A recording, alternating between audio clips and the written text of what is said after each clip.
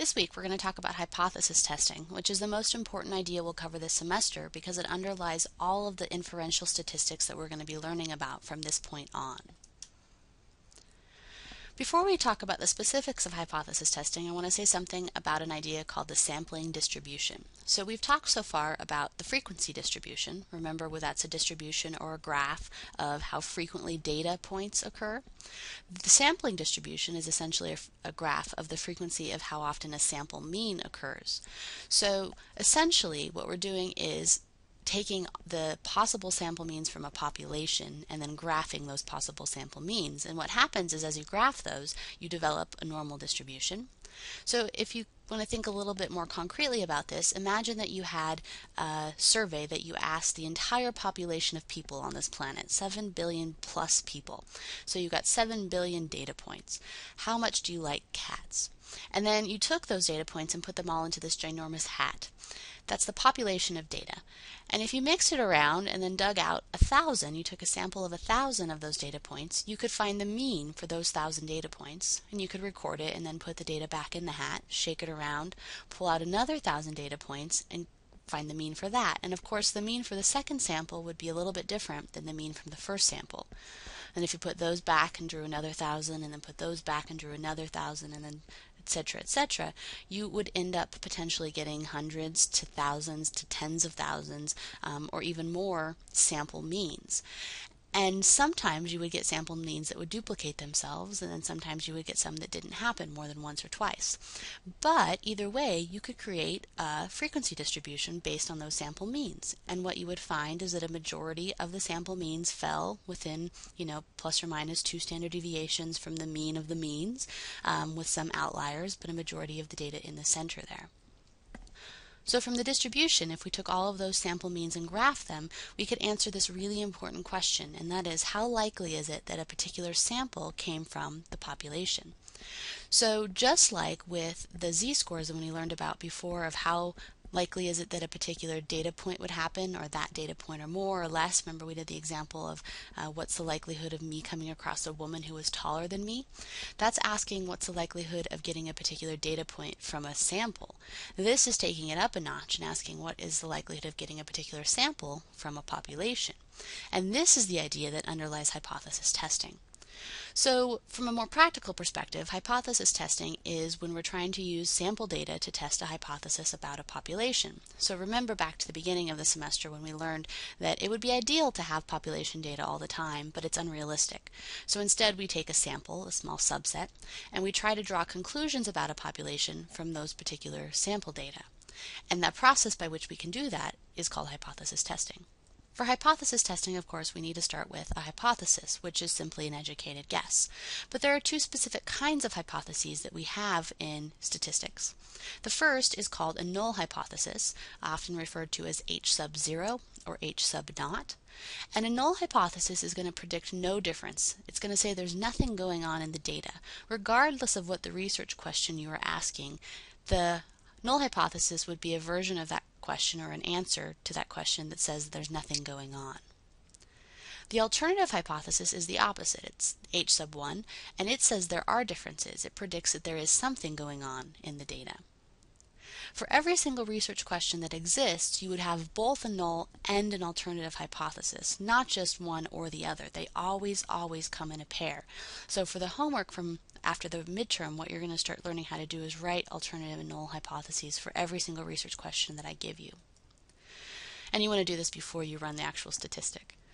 So something that's important to note is that in statistics, we're always testing the null hypothesis and never the alternative hypothesis. And this has to do with abstract ideas in math that say you can't technically prove something, because to prove something is true, you have to have it happen an infinite number of times, and that is impossible, of course. But to disprove something, you only have to have one time where it doesn't happen. So in statistics, what we're looking to do is we're looking to disprove the null hypothesis. That is what we get excited about. So for the rest of the semester, we're going to be learning about a lot of different kinds of statistical tests. We'll learn about something called a t-test, something called an ANOVA, a chi-square, correlation, etc. And they all have different purposes, and they all have different values and different letters and all kinds of differences about them. But they have one unifying feature, and that's the thing that's most important for hypothesis testing, and that's what we refer to as the p-value, or p standing for probability, the probability value. So the p-value tells us how likely it was that we got that particular test statistic by chance. If it's unlikely that the value that we received in the statistical process happened by chance, then we can say that we have statistical significance. So you might be wondering, what's the level that we're willing to say that it's unlikely that we got that by chance? That level is called the alpha level. And in social sciences, the alpha is usually set at 0.05. And if you think about 0.05 into a percentage, it's 5%. And this is saying that we're okay making a mistake 5% of the time. That's our threshold. In the medical sciences, though, they set their alpha level at 0.01, which basically says they're only willing to make a mistake 1% of the time, which is understandable given that they're dealing with more life and death kinds of things like medicines and treatments. So going back to the p-value, what we're going to be looking for in every single statistic that we cover is a p less than 0.05. A p less than 0.05 means that there is statistical significance. A p greater than 0.05 means that there's not statistical significance. From a perspective of looking at a distribution, what p less than 0.05 means is that the statistic that we're looking at falls into the extremes, or in the realm of hypothesis testing, they're often referred to as the critical regions. So this distribution is a z-distribution. Remember, it has a mean of 0. And we talked about before how 95% of the data is cut off by 2 standard deviations above and below the mean.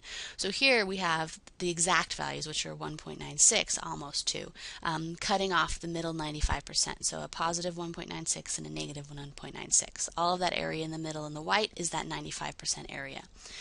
But we're okay making a mistake 5% of the time, which just happens to nicely coincide with the 5% that falls into the tails. And those areas that are shaded green here are called the critical regions. So if our test statistic falls into the extremes, or if it falls into the critical regions, we can say that there's statistical significance. If it falls into the center white area, we would claim that there was not any statistical significance. So just to reiterate, statistical significance means that we have a statistical value that falls into the critical region. It's extreme. It's not likely to have happened by chance. I like this picture of this high jumper over here because it's kind of like the critical regions are a hurdle, and the statistic has to jump over the hurdle to get into the critical regions to be statistically significant. Now, the hurdle can vary. Sometimes, as a researcher, you have a pre-existing notion about which effect direction you expect. Maybe, for example, you expect women to be more emotional than men, or maybe you expect children to believe in Santa Claus more than adults. Maybe you expect teachers to be less kind at the end of the semester than at the beginning of the semester. When you have some kind of an expectation about which direction that should go in, whether it's more or less or greater, etc., you're essentially running what's referred to as a one-tailed test, because you're taking that entire alpha level of 0.05 and putting it at one end of the distribution or the other. So we can see in this graph that 0.05 has been all put into the top end of the distribution. But sometimes you might not know which way the effect's going to go. You just think that there's something's going on, but you don't really know which way. That would be a two-tailed test, where you take that 0.05 alpha level and split it up into 0.025 and put 1 on either end of the distribution. So here we have a 0.025 on the left extreme and a 0.025 on the right extreme. This is going to be an idea that we come back to more seriously when we actually start running statistics, but I'd like you to think about it at least right now. So what are the conclusions that we draw then? How do we tell somebody whether we found statistical significance or not? The way we do that is we make a claim about the null hypothesis. One thing that we can do is reject the null hypothesis, which we would do if the statistical value does fall into the critical region, if the p-value is less than 0.05. And when we're rejecting the null hypothesis, essentially what we're saying is that there is something going on in the data, because we're rejecting the hypothesis that had said there wasn't anything going on. So again, we have our guy jumping the hurdle into the critical region, into the rejecting the null hypothesis. if we have a woman like this who crashes into the hurdle, who doesn't make it into the critical region, we would say that we either retained the null hypothesis or we accepted the null hypothesis. We would do this if it does not fall, the statistical value does not fall in the critical region, and we could tell whether it did or did not by looking at the p-value. So if the p is greater than 0.05, we would retain or accept and claim that there's nothing going on in the data. We accept the null hypothesis that there's nothing going on. So note here that we haven't said anything at all about the alternative hypotheses, and that's because, again, in statistics we always are testing the null hypothesis and never the alternative hypothesis. Now the last idea that I want to talk about is what happens when we make errors, because remember we've decided that we're okay making errors 5% of the time, which means that they do happen. So we can kind of think about the kinds of errors we could potentially engage in using this grid. So on the left we see the state of the world. And the state of the world is supposed to represent what is actually true with a capital T. If you were omnipotent and could know what was really going on, this is what you would make a decision about. So either the null hypothesis is true in the real state of the world and there's nothing going on in the data, or the null hypothesis is false in the real world and there is something going on in the data. Of course, we're not omnipotent and we can't know that. That's why we're doing science in the first place. So instead, we collect data, run statistics, and then make decisions based on those statistics. And across the top, we see the two statistical decisions we've learned about here. We can either accept the null hypothesis and say there's nothing going on, or we reject the null hypothesis and say there is something going on. Now, if the null hypothesis is true and we accept it, then we've made the right decision. And if the null hypothesis is false, and we reject it in the bottom right corner, then we made the right decision. But there are still these two other boxes where we could potentially make a mistake. The first mistake we can make is called a type 1 error. And a type 1 error happens when the null hypothesis is actually true in the world. There's nothing going on, but we've made the decision to reject it and say there is something going on. The second kind of error is a type 2 error, and this is where in the world the null hypothesis is actually false, meaning there is something going on in the data, but we have decided to accept it because maybe our statistic isn't powerful enough or we don't have enough sample size. We've essentially missed an effect that actually is there.